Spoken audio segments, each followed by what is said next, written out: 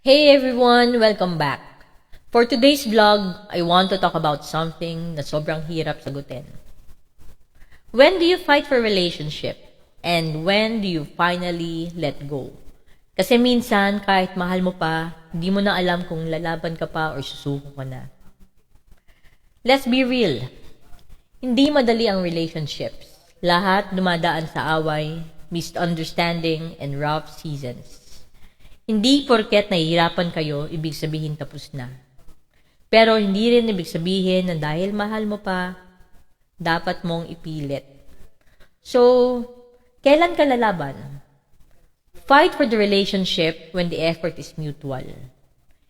Kapag pareho kayong willing magbago, willing makinig, willing ayusin kahit mahirap.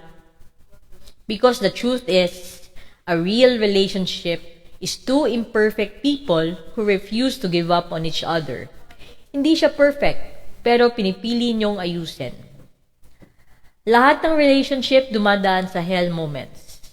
Pero ang totoong relasyon, nalalagpasan yun. And sometimes, two people fall apart para lang ma-realize kung gaano nila kailangan ang isa't isa. But here's the hard truth. Hindi lahat ng relationship dapat ipaglaban. You have to let go when ikaw na lang ang lumalaban, one-sided na yung effort, at unti-unti nawawala na yung sarili mo.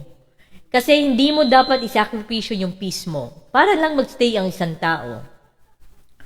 Sometimes, you need to let go of people you love because they don't want the same thing as you. And sometimes, letting go hurts, but staying hurts even more. And here's something I learned the hard way. If you're fighting for who they used to be, maybe it's time to let go of who they are now. So, here's how you know. Are you fighting for love or for fear? Because fighting for relationship should come from love, growth, and hope. But if you're staying dahil takot ka mawalan, that's not love anymore. That's fear. A healthy relationship may not be easy, but it should give you peace. Hindi yung lagi ka nag-overthink, nasasaktan, at nagdududa. So if you're in that situation right now, take a step back. Timbangin mo. Ask yourself, masaya pa ba ako? Pinipili pa ba ako? May growth pa ba? Or ako na lang ang kumakapit? At the end of the day, you deserve a love that chooses you.